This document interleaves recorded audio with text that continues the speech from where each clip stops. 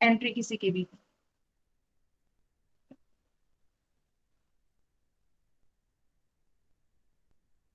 Inner product spaces में last lecture में हमने जो है पैरेललोग्राम लॉ की हेल्प से हमने ये प्रूव किया था, there are many Banach spaces which are not Hilbert।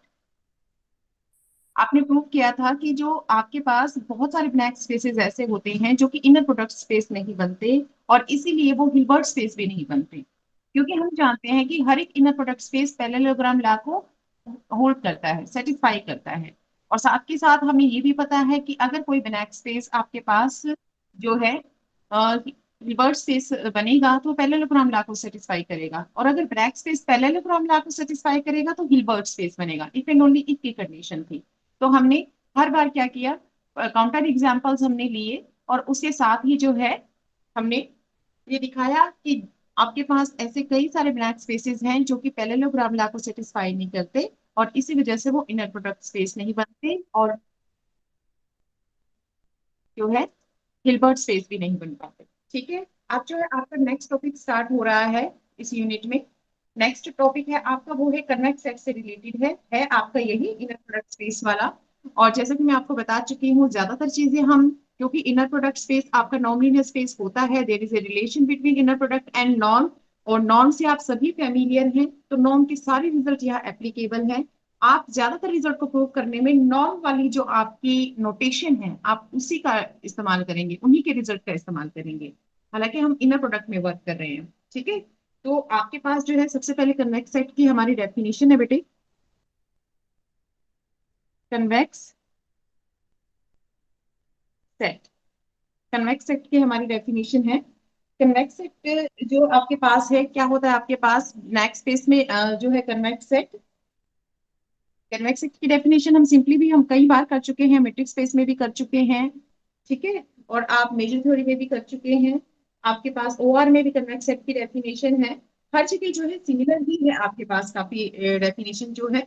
तो यहाँ पर जो है आपके पास late B B A Banach space, BBA Banach space, a non-empty subset, a non-empty subset, you can say S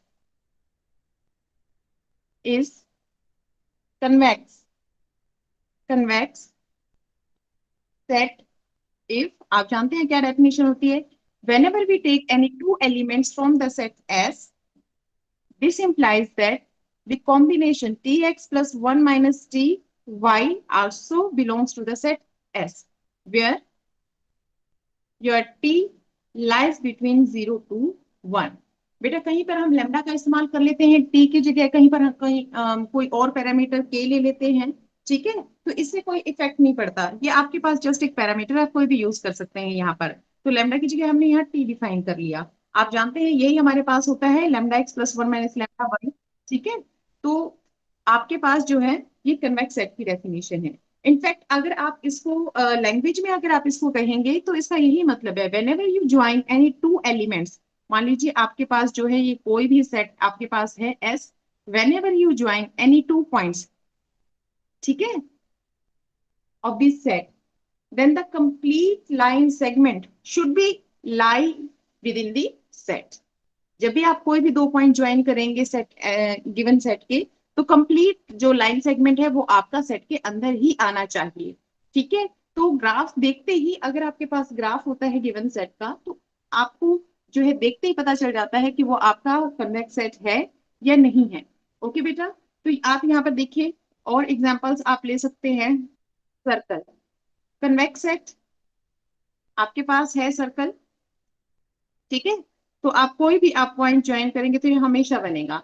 अब आपके पास triangle, is this a convex set? Yes, every polygon is a convex set. ठीक है। कहीं से भी कोई भी दो पॉइंट आप ज्वाइन कीजिए, हमेशा आपके जो है लाइन सेगमेंट कंप्लीटली लाई करेगा उसके अंदर। अब जो है यहाँ पर देखो, ये हमने बनाया है तो आप यहाँ पर ज्वाइन करेंगे, कंप्लीटली लाई कर रहा है, लेकिन आपको पता है यहाँ से यहाँ तक अगर आपने इनको ज्वाइन किया है तो ये जो लाइन सेगमेंट है, ये वाला जो आपका पोर्शन है वो कंप्लीटली इसमें जो है लाई नहीं करता, राइट। तो इस तरह से ग्राफ अगर आपके सामने है तो आप रफली ग्राफ प्लॉट कर सकते हो, तो आपको एक लुक से ही पता चल जाएगा कि वो कन्वेक्स सेट है या नहीं है। अदरवाइज बाय डेफिनेशन आप कैसे करेंगे mathematically, always we select any two arbitrary points from the given set S, and we have to show that this combination again lie within the set tx plus 1 minus ty belongs to S। ठीक है, तो आपके पास आप observe कर सकते हैं, if we will give the value 1/2 to t को अगर आप 1/2 आप पुट करते हैं तो आपके पास क्या होगा, देन आप जानते हैं ये किस में बन जाएगा, x/2 प्लस 1 माइनस 1/2 यानी 1/2 y, it will become x plus y/2। Okay, तो यहां पर आपके पास बिलोंग्स टू s करेगा for all x y belongs to s, यानी कि हमेशा ही आपके पास क्या है, कोई भी दो आर्बिट्रेरी पॉइंट अगर आप सिलेक्ट करते हैं और आपका गिवन सेट कन्वेक्स है, then by taking value 1/2 you can show that their mean x plus y/2 also belongs to the set S। ठीक है, तो अब जो है आपके जो आने वाले रिजल्ट्स हैं वो आपके कन्वेक्स सेट पर डिपेंड करते हैं, कन्वेक्स सेट के ऊपर आप जो है डिफाइन करेंगे, उनकी हेल्प से आप जो है उनको प्रूव करेंगे।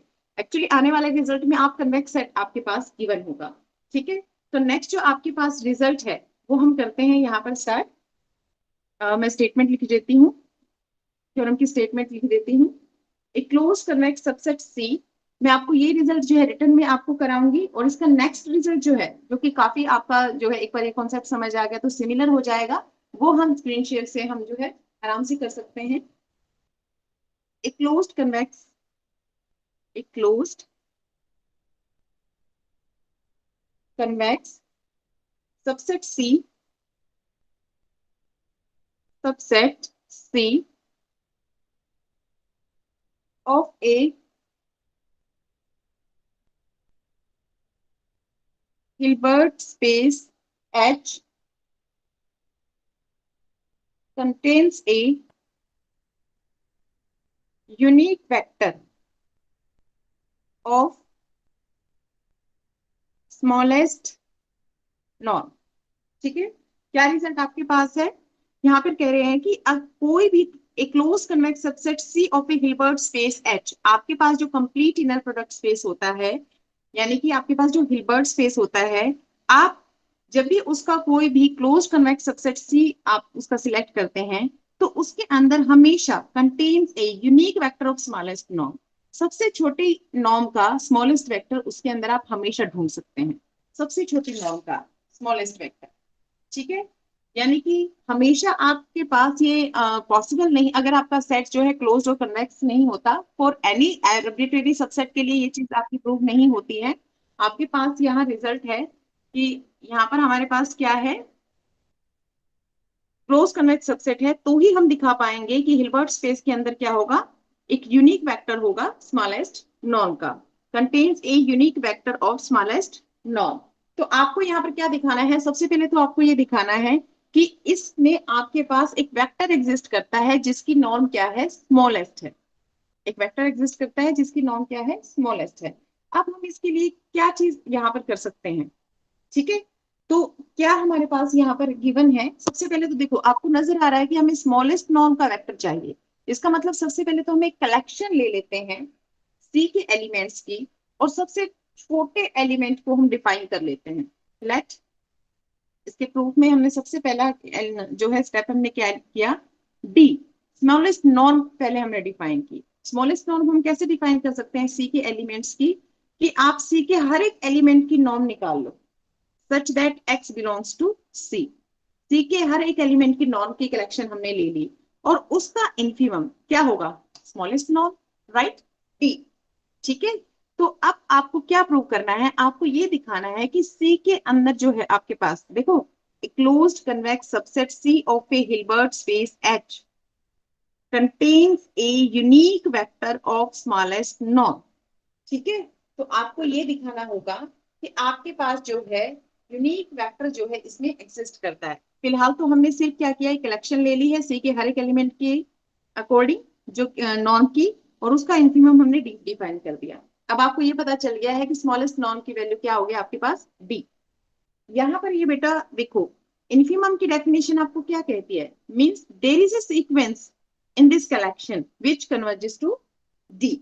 ठीक है, thus there exists a sequence say xn in C such that क्या होगा आपके पास, norm of x n converges to D as n tending to infinity, और you can say that limit n tending to infinity norm of x n is equals to d.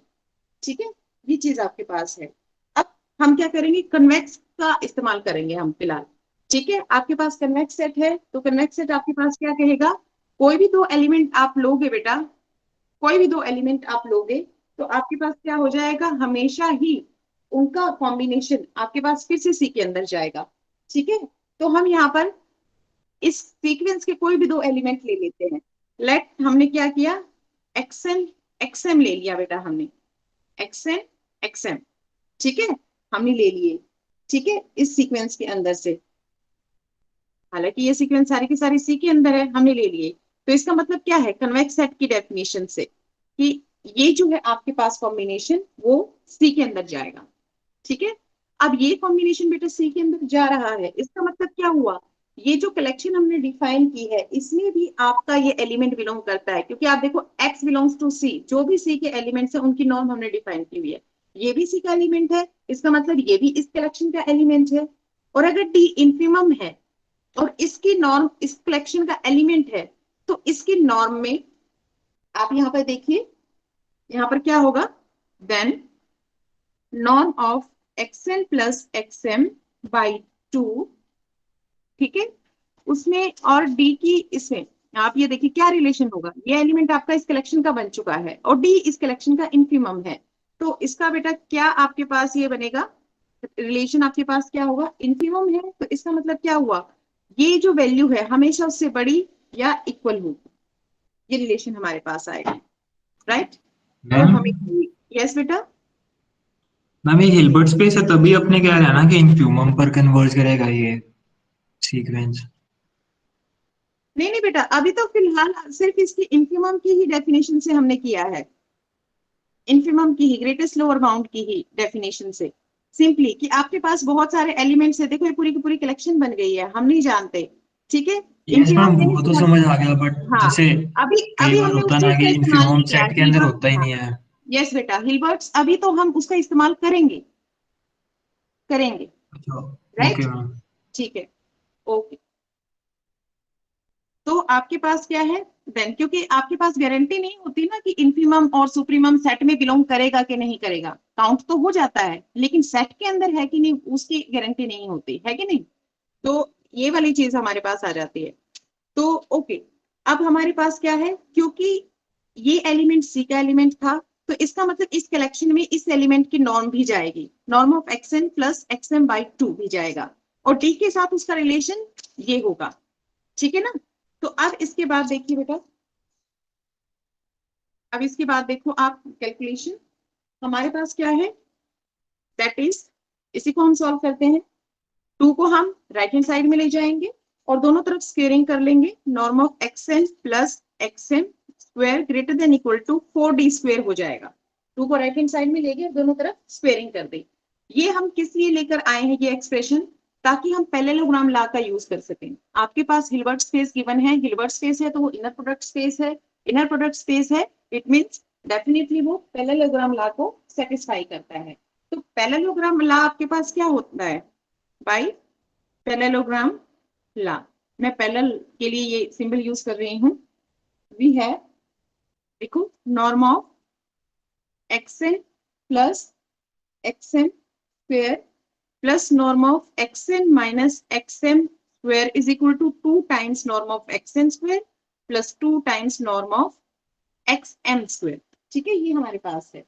अब इसमें बेटा आप देख सकते हैं ऊपर जो है हमारे पास ये वैल्यू का रिलेशन हमारे पास डिफाइन है, तो हम क्या करेंगे, आपके पास जो है डिफरेंस वाली value norm of x n minus x m square, ठीक है, इसको आप कैलकुलेट कर लीजिए। इस वैल्यू को हम कैलकुलेट कर लेते हैं। क्या हमारे पास ये आ जाएगी 2 times norm of x n square plus 2 times norm of x n square minus, अभी बताती हूँ मैं आपको कि हमने ये स्टेप क्यों लिया है। एक्चुअली हम यहाँ पे क्या करने वाले हैं, देखो बेटा, यहाँ से हमें क्या जो ऊपर हमने सबसे पहले डी डिफाइन किया, आप हमेशा से जानते हो कि इनफिमम काउंट हो सकता है, सुप्रीमम मिल सकता है हमें, लेकिन ये जरूरी नहीं होता कि वो सेट का ही एलिमेंट बने।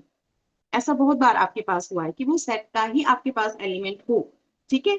यहाँ पर जो है हमारे पास, हम क्या करेंगे, जो सीक्वेंस जो इसको कन्वर्ज कर रही है डी को, जो सीक्वेंस इसको कन्वर्ज कर रही है, हम उस सीक्वेंस को कोशी सीक्वेंस दिखा देंगे। अब ये कोशी सीक्वेंस आपके पास जो है, देखो यहाँ से क्या आ जाएगा, इस रिलेशन को अगर आप लेस देन एप्सिलॉन या अप्रोचिंग टू जीरो दिखाएंगे तो ये कोशी सीक्वेंस हो जाएगी। और क्योंकि स्पेस आपका क्या है, कंप्लीट है, हिल्बर्ट स्पेस है ना, कंप्लीट है, और सी उसका क्लोज सबसेट है, इसका मतलब सी भी कंप्लीट हो जाएगा। इसका मतलब क्या होगा, ये सीक्वेंस कन्वर्ज कर जाएगी। ये सीक्वेंस कन्वर्ज करेगी तो ऑब्वियसली जो इसका कन्वर्जेंट की जो लिमिट होगी वो और कुछ नहीं होगी, वो डी के ही इक्वल होगी, और हमारा रिजल्ट प्रूव हो जाएगा, राइट। ओके, तो इसलिए जो हम क्या करेंगे, हम इस सीक्वेंस को जो है कोशी सीक्वेंस प्रूव करेंगे ताकि कंप्लीटनेस से उसको कन्वर्ज करते हुए दिखा सकें, ठीक है। और जिस पॉइंट को कन्वर्ज करेगी वही आपका जो है वो पॉइंट होगा जो कि डी के इक्वल वैल्यू देता है। तो यहाँ पर देखो आपके पास ये रिलेशन आ जाता है। अब ऊपर अभी अभी हमने यहाँ पर सॉल्व किया है, this is greater than equal to 4d square, हम जो है इसका यहाँ पर इस्तेमाल कर लेंगे, ठीक है बेटा। Again we write less than equal to 2 times norm of x n square plus 2 times norm of x n square minus 4d square. बेटा यहाँ पर let m tending to infinity and tending to infinity, ये मुझे आप लोग बताइए, अगर मैं इस रिलेशन में n m tending to infinity करूंगी तो मेरे पास यहाँ पर क्या आएगा, राइट हैंड साइड में 2 इंटू क्या वैल्यू में लिखूंगी यहाँ पर, बताइए मुझे। D square. बिल्कुल, क्योंकि ये कन्वर्ज कर रहा है ना यहाँ पर, अभी अभी तो हमने लिखा था sequence in C norm of x n converges to D, right. 2d square plus 2d square minus 4d square, ये हमारे पास क्या आ गया, ऑब्वियसली जीरो आ गया। इसका मतलब क्या हुआ, norm of xn minus xm square approaching to zero as n m tending to infinity. This implies this sequence xn is a Cauchy sequence, ठीक है ना। कोशी सीक्वेंस आ गई किसमें, सी के अंदर, क्योंकि सी के अंदर से ही हमने ली थी। अब वही चीज आपके पास है, हम इसी फैक्ट का इस्तेमाल करेंगे कि सी क्लोज सबसेट है हिल्बर्ट स्पेस का, दैट्स वाई सी भी आपका क्या होगा, कंप्लीट होगा, और आपकी जो सीक्वेंस है वो क्या होगी, उसमें कन्वर्ज करेगी, ठीक है। Now as C is closed, ठीक है, therefore x n is convergent in C, ठीक है, सी के अंदर कन्वर्जेंट हो गई।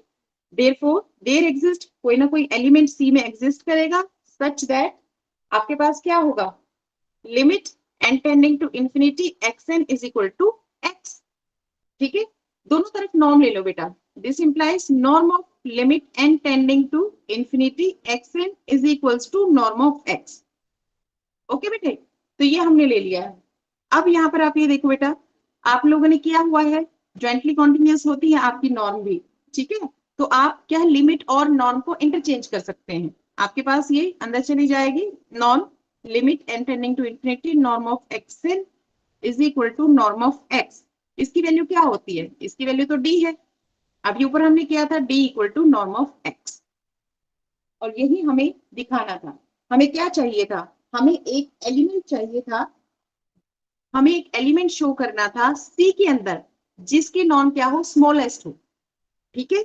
तो यहां से हमें क्या मिला, as C is closed x n is convergent in C, in C का मतलब है सी के अंदर से एलिमेंट आएगा जिसे एक्सएन कन्वर्ज करेगी, वो हमें मिल गया एक्स, नॉर्म ऑफ एक्स, दोनों तरफ नॉर्म लिया, नॉर्म ऑफ एक्स डी, यानी कि यहाँ पर हमें एक एलिमेंट मिल गया जो कि क्या है, सी के अंदर है और जिसकी नॉर्म जो है स्मॉलेस्ट है, ठीक है ना, स्मॉलेस्ट नॉर्म रखने वाला एलिमेंट हमें सी के अंदर मिल चुका है। अब बेटा एक चीज और आपको प्रूव करनी है, जरा स्टेटमेंट को दोबारा देखिए। Contains a unique vector of smallest norm. Vector तो आपको मिल चुका है स्मॉलेस्ट नॉर्म रखने वाला, लेकिन आपको ये भी शो करना है कि ये वेक्टर क्या है, यूनिक है। फॉर यूनिकनेस आप जो है बहुत ही इजी स्टेप्स हमारे पास हैं। फिर से एक बार हम जो है क्या करेंगे, यहाँ पर यूनिकनेस के लिए आप जानते ही हैं दो एलिमेंट लेते होते हैं हम, let x1 x2 belongs to C such that आपके पास नॉर्म ऑफ x1 क्या है, दोनों की नॉर्म क्या है, स्मॉलेस्ट है। आपको दिखाना है कि दोनों सेम है, x1 is equal to x2 आपको शो करना है। क्या आपको प्रूव करना है, टू प्रूव, ठीक है, x1 is equal to x2, ये हमारा टारगेट है। तो बेटा फिर से हम वही जो है सारे के सारे स्टेप्स जो है रिपीट करेंगे, पैरेललोग्राम लॉ वाले, बिल्कुल जो हमने ऊपर डेवलप किए थे कि आपके पास जो है x1 x2 C से बिलोंग करता है, इसका मतलब क्या हुआ, x1 प्लस x2 बाई 2 भी C से बिलोंग करता है। ठीक है बेटा, C से बिलोंग करता है, इसका मतलब इसकी नॉर्म क्या होगी, greater than equal to D होगी, बिल्कुल जो ऊपर हमने किए थे, बिल्कुल रिपीटेड स्टेप्स आपके पास है। नाउ बाई पैरेललोग्राम लॉ आपके पास क्या हो जाएगा, फिर से वही चीज हम यहाँ पे डेवलप कर देंगे, मैं डायरेक्ट लिख लेती हूँ, this will be equal to 2 time norm of x1 square, जो ऊपर xn xm एलिमेंट के लिए किया था ना बेटा, वो अब यहाँ पर x1 x2 एलिमेंट के लिए हम करेंगे।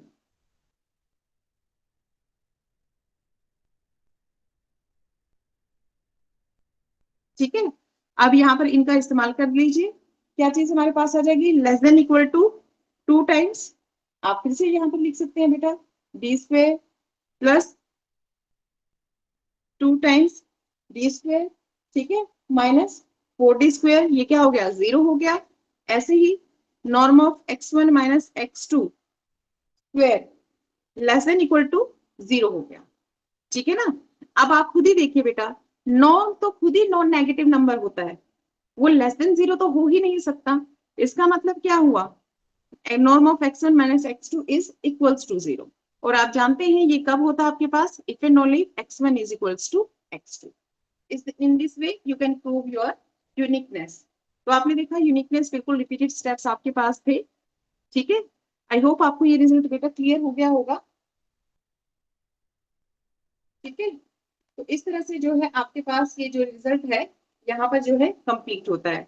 अब मैं आपसे जो है बेटा स्क्रीन शेयर करूंगी, स्क्रीन शेयर में आपसे करूंगी, और उसमें मैं नेक्स्ट रिजल्ट करवाऊंगी आपको, वो बिल्कुल इसके जो है एज इट इज आप ये मानेंगे कि बहुत ही माइनर सा उसमें चेंज है। यहाँ पर जो हमने सी क्लोज्ड कन्वेक्स सेट लिया है ना, वहां पर हमारे पास क्लोज्ड लीनियर सबस्पेस गिवन है। मैम एक सॉरी, एग्जांपल देना कन्वेक्स का जो ओपन सेट हो। यस बेटा आप, ठीक है, कोई भी आप सर्कल ले सकते हैं, बाउंड्री जो इंक्लूड ना करता हो। ठीक है, ओके मैम। और मैम यहाँ पे आपने टी की वैल्यू 1/2 लिया है, तो ये 0 से लेकर 1 तक टी सब में की होल्ड नहीं, होगा ना? टी की नहीं, टी की मैम टी की हाँ टी हाँ, की टी की 1/2 ली है। हाँ जी सबके बेटा, होल्ड करेगा ना ये, मतलब अगर वेरी भी हाँ बिल्कुल, कराएंगे? T lies between 0 to 1, T कोई भी वैल्यू आपके पास हो सकती है। ये तो पर्टिकुलरली टी की वैल्यू 1/2 हमने इसलिए की क्योंकि यहाँ पर जो है आपके पास कॉम्बिनेशन देखो एज इट इज आपके जो है सबके लिए आपके पास होल्ड करेगा, इसमें कोई दिक्कत नहीं है बेटा, ये इजी ओके मैम। रहता है ना आपको कैलकुलेशन के लिए। ठीक मैंने है, कहा ओवरव्यू दे देना। हाँ, तो यहाँ सेटिंग्स पर एक जो है ना, हेलो, हाँ ओवरव्यू मैं आपको दे देती हूँ बेटा, स्क्रीन शेयर आपको करके दे देती हूँ।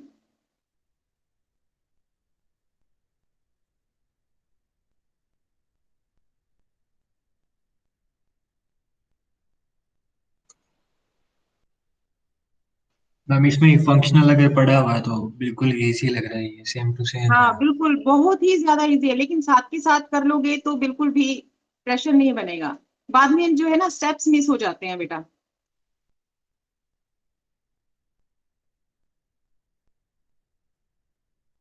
ये आपके पास है बेटे, a closed convex subset C of a Hilbert space and contains, नहीं नहीं बेटा, एंड नहीं आएगा यहाँ पर, a closed convex subset C of a Hilbert space, यहाँ पर आपके पास आएगा कंटेन्स, हमने तो लिखा हुआ है ना आपके पास सिंपली। ठीक है, सिंपली कंटेन्स आएगा या कोमा आप लगा सकते हैं, ए unique vector of smallest norm. ठीक है, आपको दिखाना है कि सी में जो कि क्लोज कन्वेक्स सबसेट है उसके अंदर आपके पास स्मॉलेस्ट नॉर्म रखता हुआ एक यूनिक वेक्टर एग्जिस्ट करेगा। तो सबसे पहले बेटा हमने क्या ली, सी के अंदर के हर एक एलिमेंट की नॉर्म वाली कलेक्शन ले ली, एक ऐसी कलेक्शन ली जिसमें सी के हर एक एलिमेंट की नॉर्म है और उसका इन्फीमम हमने चूज कर लिया, मान लिया कि चलो डी है उसका infimum. Now by definition of infimum क्या होगा, एक सीक्वेंस आपके जो है वहां पर एग्जिस्ट कर जाएगी सी में से जो कि डी को इन्फीमम को अप्रोच करती होगी, डी को कन्वर्ज करती होगी as n tending to infinity. Okay बेटा, तो यहाँ पर आप जानते हैं बेटा कि इन्फीमम सुप्रीमम में क्या होता है, वो सेट से बिलोंग कर भी सकते हैं नहीं भी कर सकते हैं। तो आपको यहाँ शो करके दिखाना होगा कि आपके पास ऐसा एलिमेंट है जो कि डी के इक्वल वैल्यू रखता है। ठीक है, यानी इसके अंदर ऐसा एलिमेंट आपके पास है। अब आपने क्या किया, सी से दो एलिमेंट आर्बिट्रेरीली आपने सिलेक्ट कर लिए, इस सीक्वेंस के दो एलिमेंट एक्सएन एक्सएन, क्योंकि एक्सएन एक्सएन सी के अंदर थी तो ये एलिमेंट सी के अंदर भी है। तो आपके पास कन्वेक्स सेट की डेफिनेशन से क्या होगा, एक्सएन प्लस एक्सएन बाई 2 सी के अंदर चला जाएगा बेटा। ठीक है, अब क्योंकि ये एलिमेंट सी का एलिमेंट है तो ये एलिमेंट इस कलेक्शन में भी जाएगा, इस एलिमेंट की नॉर्म, इस एलिमेंट की नॉर्म इस कलेक्शन में भी जाएगी। इसका मतलब क्या हुआ, इस एलिमेंट की नॉर्म का और डी के साथ रिलेशन ये आपके पास होगा, क्योंकि इन्फीमम तो लेस देन इक्वल होता है ना हर एक एलिमेंट से कलेक्शन के, तो ये आपके पास रिलेशन आ गया। जस्ट हमने टू को left hand right hand side में शिफ्ट किया, यहाँ पर स्क्वेयरिंग ले ली, फिर पैरेललोग्राम लॉ हमने नोट किया एक्सएन एक्सएम पॉइंट्स के लिए, एक्सएन और एक्सएम पॉइंट्स के लिए पैरेललोग्राम हमने लॉ हमने नोट किया, xn minus XM norm of this square को एक तरफ रखा, ये राइट हैंड साइड आपका चला गया, बाकी सारी चीजें ठीक है बेटा। अब इसमें देखो बेटा, इसमें काफी सारे टाइपिंग मिस्टेक्स हैं बच्चे, यहाँ पर लेस देन इक्वल आएगा क्योंकि आपने यहाँ पर 4d स्क्वायर यूज किया है, आप ऊपर 1 में देख सकते हैं बेटा यहाँ ग्रेटर देन इक्वल है, ठीक है ना। तो जब आप इसकी वैल्यू यहाँ पुट करोगे तो यहाँ लेस देन इक्वल आएगा, इक्वल नहीं आएगा। फिर उसके बाद आपने एनएम अप्रोच टू इंफिनिटी किया तो यहाँ 2d स्क्वायर, जैसा कि मैंने एक्सप्लेन किया था। मैं कोशिश करती हूँ कि बेटा आपको कल तक जो है हैंड रिटन नोट्स भी प्रोवाइड हो जाए ताकि आप दोनों को मैच करके आपकी जो मिस्टेक्स हैं उनको करेक्ट कर सके। ओके, तो यहाँ पर ये आपका अप्रोचिंग टू 0 हो जाएगा। यहाँ से इस स्टेटमेंट हमें ये देती है कि आपकी एक्शन क्या है, कोशी सीक्वेंस है सी में, ठीक है, पर सी आपका क्लोज सबसेट है हिल्बर्ट स्पेस का, इसका मतलब वो कंप्लीट होगा, क्लोज सबसेट जो है कंप्लीट स्पेस का कंप्लीट होता है, दैट्स व्हाई। तो एक्शन कंप्लीट जैसे ही सी कंप्लीट हुआ, every Cauchy sequence will be convergent in C, x n भी कोशी सीक्वेंस है इसलिए ये सी में कन्वर्जेंट हो जाएगी। तो इसके अंदर से एक एलिमेंट मिल जाएगा जिसको कि एक्सएन जिस एलिमेंट को कन्वर्ज कर सके। दोनों तरफ हमने नॉर्म ले लिया, नॉर्म को आप अंदर ले जा सकते हैं क्योंकि ये ज्वाइंटली कॉन्टिन्यूअस होता है, आपके पास नॉर्म भी इनर प्रोडक्ट भी, तो आप जो है नॉर्म ऑफ एक्सएन की वैल्यू आपने डी यहाँ पर पुट कर दी, ठीक है। तो norm of x is equal to D आ गया, और एक्स आप जानते हैं सी का एलिमेंट है, यानी सी के अंदर एक ऐसा एलिमेंट आपको मिल गया जिसकी नॉर्म क्या है, स्मॉलेस्ट है, डी, डी स्मॉलेस्ट ही तो थी, ऊपर हमने इन्फीमम चूज किया था। अब हम दिखाएंगे कि आपके पास यूनिकनेस पार्ट, फॉर दिस आपने 2 आर्बिट्रेरी एलिमेंट सिलेक्ट कर लिए, हमने मान लिया कि दोनों की नॉर्म स्मॉलेस्ट है, डी है, हमें प्रूव करना है कि एलिमेंट ही इक्वल है, बिल्कुल सेम ऊपर वाला प्रोसीजर। अगर दोनों एलिमेंट सी के हैं तो ये कॉम्बिनेशन भी सी में जाएगा, ये कॉम्बिनेशन सी में जाएगा तो ये कलेक्शन इसकी नॉर्म जो है कलेक्शन में जाएगी, डी के साथ ये रिलेशन फॉलो होगा क्योंकि डी इन्फीमम है। फिर से हमने स्क्वेयरिंग की, फिर से पैरेललोग्राम लॉ लगाया, वैल्यूज पुट की, आपके पास इधर क्या है, राइट हैंड साइड 0 हो गई। आप जानते हैं नॉर्म आपके पास क्या है, ग्रेटर देन इक्वल टू 0 होता है हमेशा, तो ये लेस तो हो नहीं सकती, इसका मतलब एक ही चॉइस आपकी एप्लीकेबल है यहाँ पर, इक्वल टू 0। अगर नॉर्म इक्वल टू 0 है, आप नॉर्म के रिलेशन से कहेंगे x1 is equal to x2, this will prove your uniqueness part, ठीक है।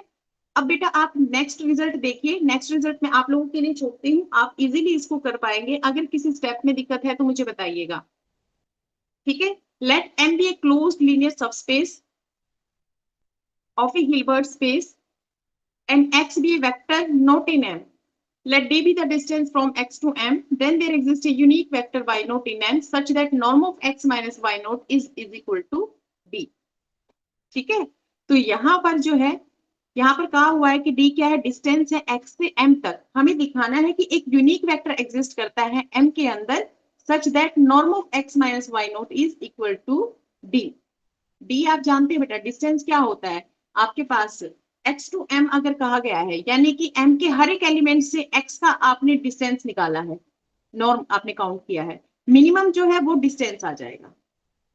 ठीक है ना, आप जानते हैं इसकी क्या वैल्यू होगी। देखो इसका मतलब यहाँ पर अगर d आपने कहा है distance from x to m, इसका मतलब ये है m के हर एक एलिमेंट के साथ आपने norm of x minus y calculate किया, इसका इन्फिमम d है।